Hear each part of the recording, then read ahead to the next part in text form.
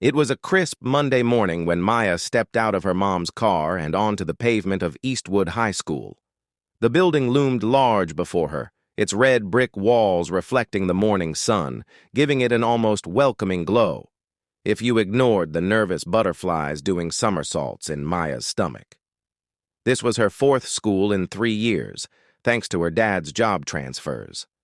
Maya had gotten used to being the new girl, but each time came with its own unique blend of excitement and dread. Eastwood wasn't like the bustling city she'd come from. This was a small, suburban town where everybody knew everybody, or so it seemed. The perfectly trimmed lawns, the quiet streets, and the way neighbors waved at one another all screamed predictability.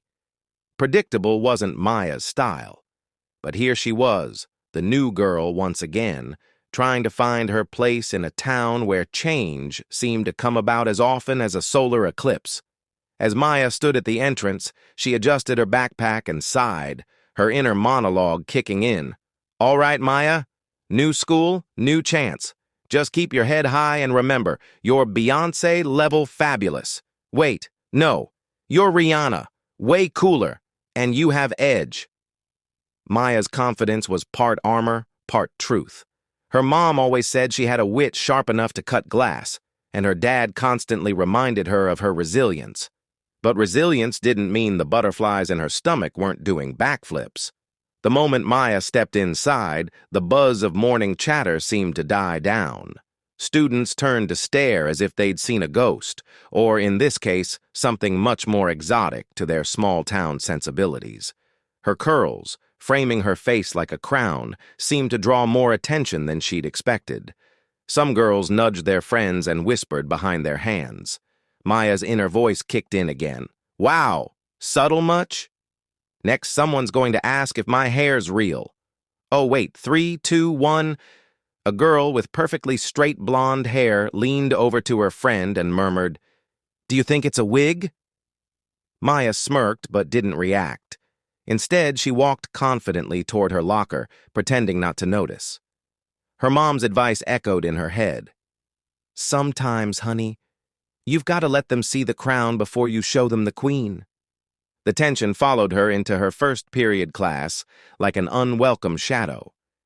The teacher, a portly man with a kind face, paused mid-sentence when she walked in. "Ah, you must be Maya?" he asked, consulting a piece of paper. "Yes, sir," she said, offering a polite nod. "Well, welcome. You can take that seat in the second row," he said, gesturing toward an empty desk. As Maya moved to sit down, the silence was deafening. Students stared openly now, and a boy sitting in the back, a shaggy-haired kid with an oversized hoodie, grinned mischievously. "Did Beyoncé just join our school?" he said, loud enough for the whole class to hear. Snickers rippled through the room. Maya froze for a second, her back to the class. Then, with deliberate slowness, she turned to face him, her expression calm but her eyes sharp. "I'm more of a Rihanna vibe," she said, tilting her head slightly. "But thanks for noticing." The class erupted into laughter, some genuinely amused, others nervous. Even the boy, caught off guard, cracked a small smile. Maya smirked and took her seat, feeling the tension ease slightly. But as she settled in, she couldn't shake the unease. Humor was her shield, but the stares, whispers, and subtle hostility had already made one thing clear. This school wasn't going to make it easy for her. "All right," she thought. "If they want to stare, let them." They're about to see what fabulous looks like. The first week at Eastwood High wasn't as bad as Maya had feared. It was worse.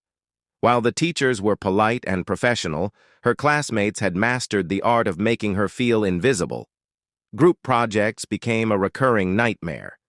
During a biology lab, she found herself standing awkwardly at a station, the other students pairing up around her like she was part of the furniture. Anyone need a partner?"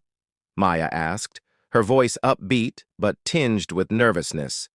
Silence. A blonde girl glanced at her, then quickly turned back to her friend. Maya sighed and muttered under her breath, Guess I'm working with the only partner who won't ignore me, my own brilliance. At lunch, the exclusion was even more pronounced. Maya sat at a corner table, fiddling with her sandwich, while eavesdropping on a group of girls nearby. "She's probably from the city or something," one girl whispered, just loud enough for Maya to hear. "Bet she doesn't even like country music." Maya rolled her eyes and smirked. "Wow, the only thing scarier than a racist is a racist with a cowboy hat," she thought, biting into her sandwich as if it were a mic drop moment.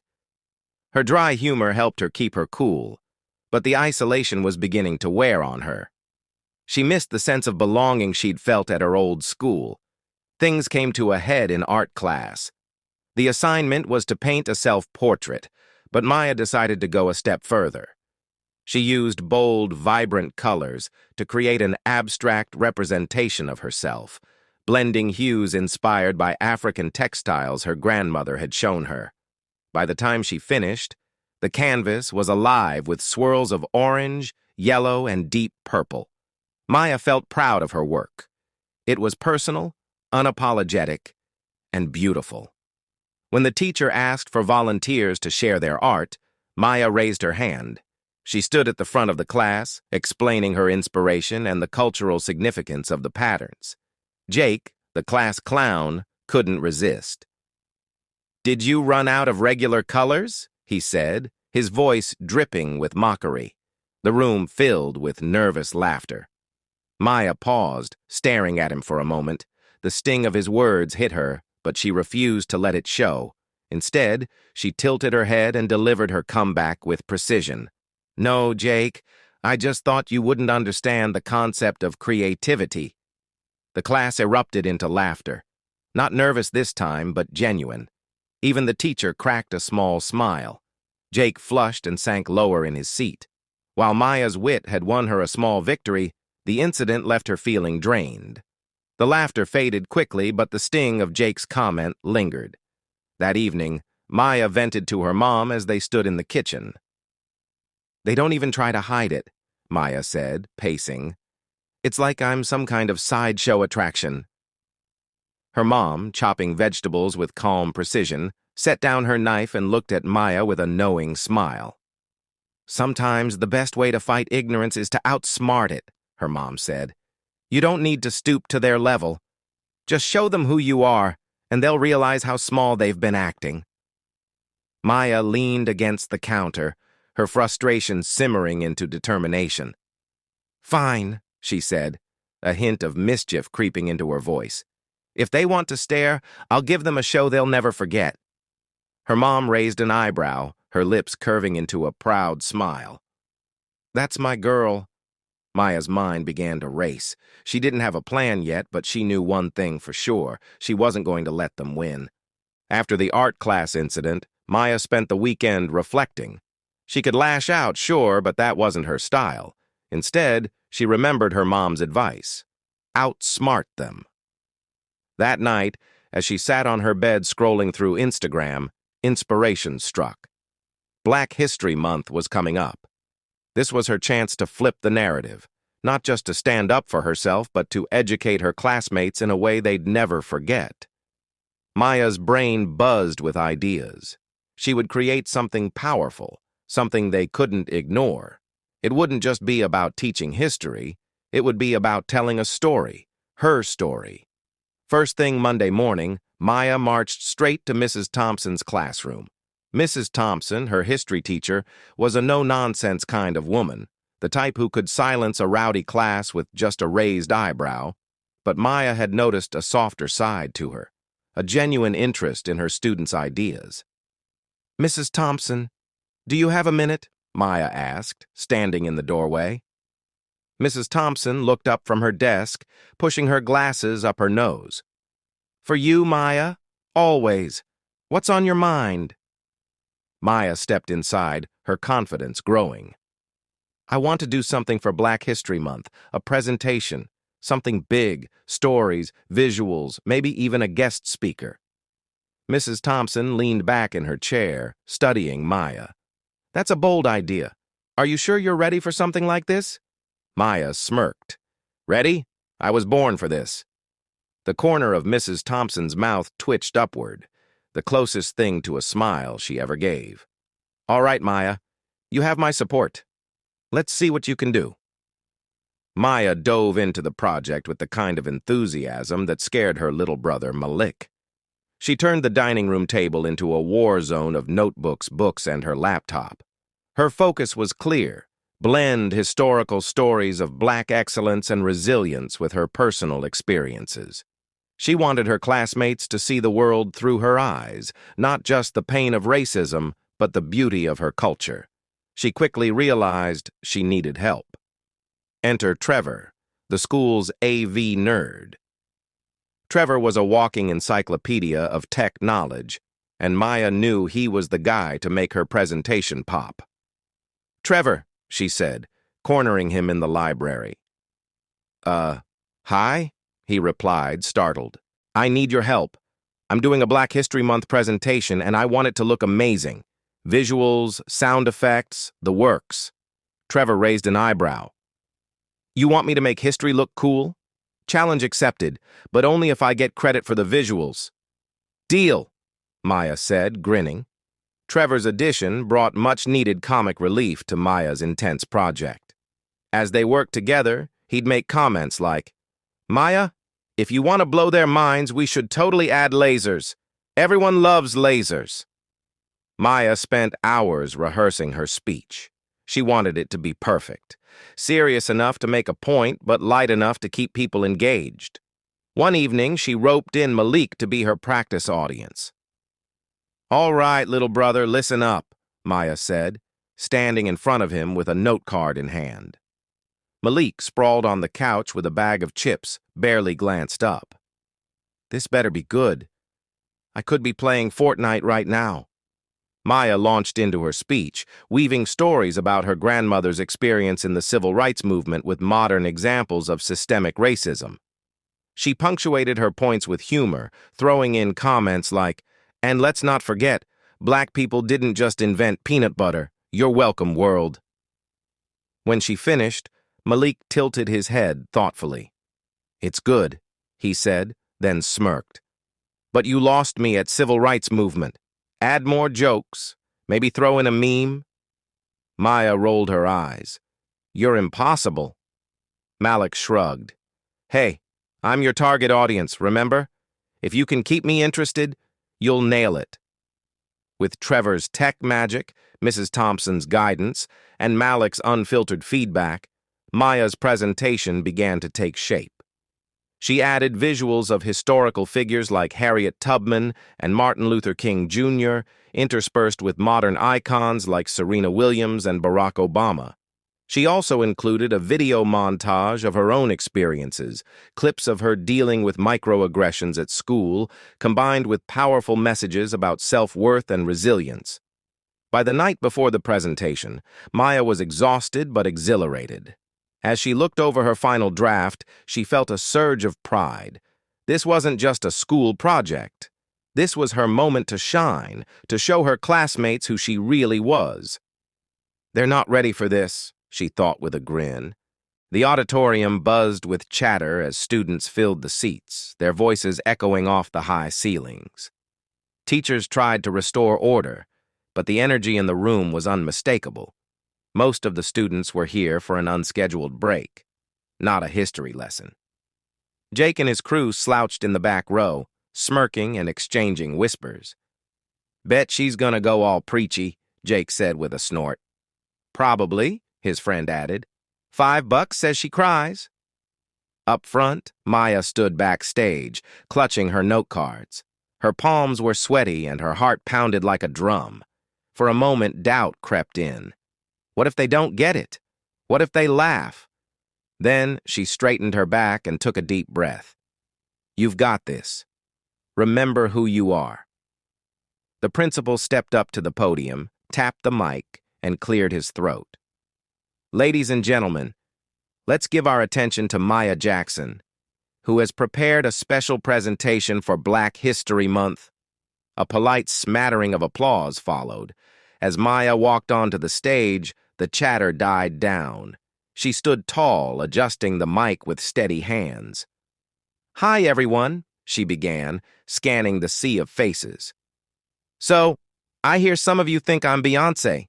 Let's settle this once and for all. She's richer, but I'm cooler." The room erupted in laughter, even in the back row where Jake and his friends chuckled despite themselves. Maya smiled, feeling the tension ease. Maya transitioned smoothly into her presentation, her voice clear and confident. "Today, I want to tell you a story, not just about Black history, but about courage, resilience, and the fight for equality. It's not just history, it's personal." She began with a story about her grandmother, a woman who had marched during the civil rights movement. Maya spoke of how her grandmother faced dogs and fire hoses, yet never backed down. "She told me once," Maya said, her voice soft but firm, "the fight for justice isn't easy. It's like walking through fire, but on the other side, you'll find freedom." A hush fell over the room. Even Jake's smirk faded as he leaned forward slightly. Maya lightened the mood with humor. "Now, don't get me wrong, marching was tough. But you think cafeteria food is bad? Try marching for hours without snacks."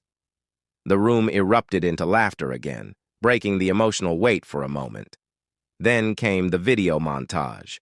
Maya had carefully crafted it to showcase historical figures like Rosa Parks and Malcolm X. But she added something unexpected: clips and photos from her own life. The audience saw snapshots of her painting the vibrant art piece in class, followed by a snippet of Jake's comment. "Did you run out of regular colors?" In the back row, Jake shifted uncomfortably in his seat, his face turning red. The realization hit him like a ton of bricks. He wasn't just a bystander in this story. He was part of the problem. Maya ended with a challenge. "We've come a long way, but there's still work to do. Racism doesn't always look like fire hoses and angry mobs. Sometimes it looks like a joke that cuts deeper than you think. But here's the good news. We can all do better. It starts with understanding and respect." The room was silent as Maya stepped back from the mic, her final words hanging in the air. Then a single clap rang out, followed by another and another. Soon the entire auditorium was on its feet, applauding. In the back, Jake sat frozen, staring at the floor. For the first time, he didn't have a snarky remark. As Maya left the stage, she felt lighter. She'd done more than just tell her story. She'd planted a seed of change. As Maya walked off the stage, the auditorium remained silent, the echoes of her final words still hanging in the air. For a moment, she thought the students hadn't gotten it, that her efforts had fallen flat. Then, a single clap broke the stillness. It was followed by another, and then another, until the room erupted into a standing ovation. Maya blinked in surprise, overwhelmed by the response. The applause was thunderous, but the real impact was in the faces of the students. They weren't just clapping, they were reflecting. Jake, sitting in the back, looked unusually quiet. The trademark smirk he wore had vanished, replaced by something Maya couldn't quite identify: thoughtfulness, maybe even regret. He nudged his friend and murmured something before standing up and clapping, albeit hesitantly. As students filed out of the auditorium, a girl with red hair and freckles approached Maya, her expression shy but sincere. "Hey, Maya," she began, avoiding eye contact at first. "I didn't know about all that stuff. The marches, the struggles, even. What you've been dealing with here." She glanced up and smiled. "You're pretty cool." Maya felt her heart swell with a mix of relief and gratitude. "Thanks," she said, smiling back. Before she could leave, Jake shuffled over, his hands stuffed awkwardly in his hoodie pockets. He looked everywhere but at her. Maya," he said, his voice low. "Look, I didn't mean to hurt you, you know. I was just joking." Maya tilted her head, studying him for a moment. Then she smiled, not unkindly. "Next time, try being funny without punching down. Deal?" Jake nodded, his face flushed. "Deal." Word of Maya's presentation spread quickly through Eastwood High. By the next day, it was all anyone could talk about. Students who'd never given Black History Month a second thought were suddenly asking questions, sharing what they'd learned, and engaging in conversations they'd never had before. Even the teachers were impacted. Mrs. Thompson began incorporating more diverse perspectives into her history lessons, introducing books and documentaries that highlighted the stories of marginalized communities. Maya's English teacher assigned a reflective essay on cultural empathy, inspired by the presentation. The principal, Mr. Carter, called Maya into his office later that week. As she sat across from him, she couldn't help but wonder if she was in trouble. But Mr. Carter's warm smile quickly dispelled her fears. "Maya," he said, leaning forward, "what you did last week was nothing short of extraordinary. You've started a conversation this school has needed for a long time." "Thank you, sir," Maya said, her voice steady but her heart racing. "We want to keep that momentum going," he continued. "I'd like to form a student-led diversity council, and I can't think of a better person to lead it than you." Maya's eyes widened. "Me? Really?" Mr. Carter chuckled. "Who else? You've already proven you can inspire change." The Diversity Council became a cornerstone of change at Eastwood High, tackling issues of inclusion and fostering open dialogues between students and staff.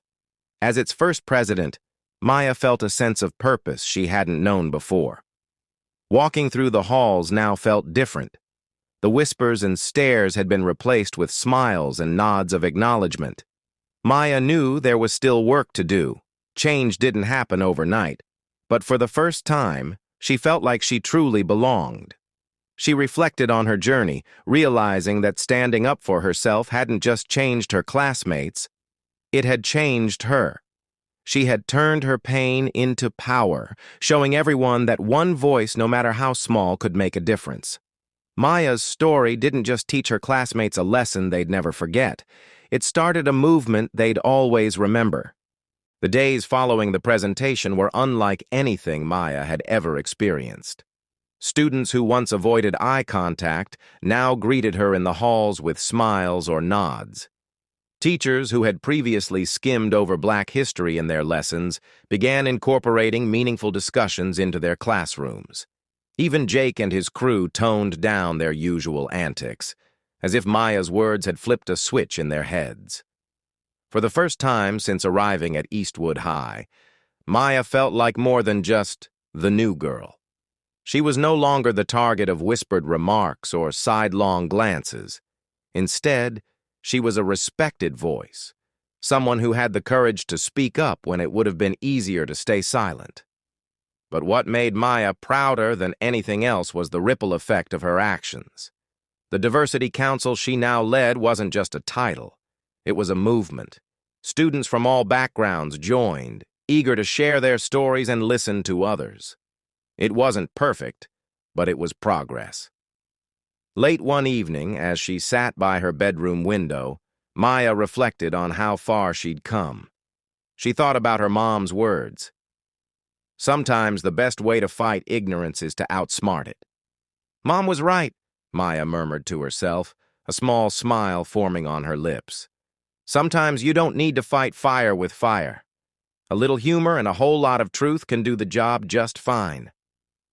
Life at Eastwood High was far from a utopia, but it was undeniably better. The Diversity Council began hosting monthly events, from cultural appreciation days to open forums where students could discuss difficult topics in a safe environment. Maya's leadership brought a sense of unity to the school, something that had been missing for far too long. One afternoon, as Maya packed up her books in the library, Jake approached her. "Hey, Maya," he said, scratching the back of his neck. "So I joined the Diversity Council." Maya raised an eyebrow. "You? Really?" Jake grinned sheepishly. "Yeah, I figured it's time I start learning instead of, being a jerk." Maya smirked. "Well, look at you. Who knew Jake the Clown had depth?" He laughed. "Thanks for not giving up on us, even when we didn't deserve it." Maya shrugged, her expression softening. "Everyone deserves a chance to change, Jake." As Jake walked away, Maya realized something important. Change didn't have to come in grand gestures or overnight transformations. Sometimes it started with a single moment of understanding. Months later, as Maya stood in front of the Diversity Council's latest event, a packed auditorium buzzing with energy, she felt a profound sense of fulfillment. The journey hadn't been easy, but it had been worth it. In the end, Maya thought, a smile tugging at her lips, it wasn't just about teaching them a lesson. It was about making sure they'd never forget it. And she knew they never would.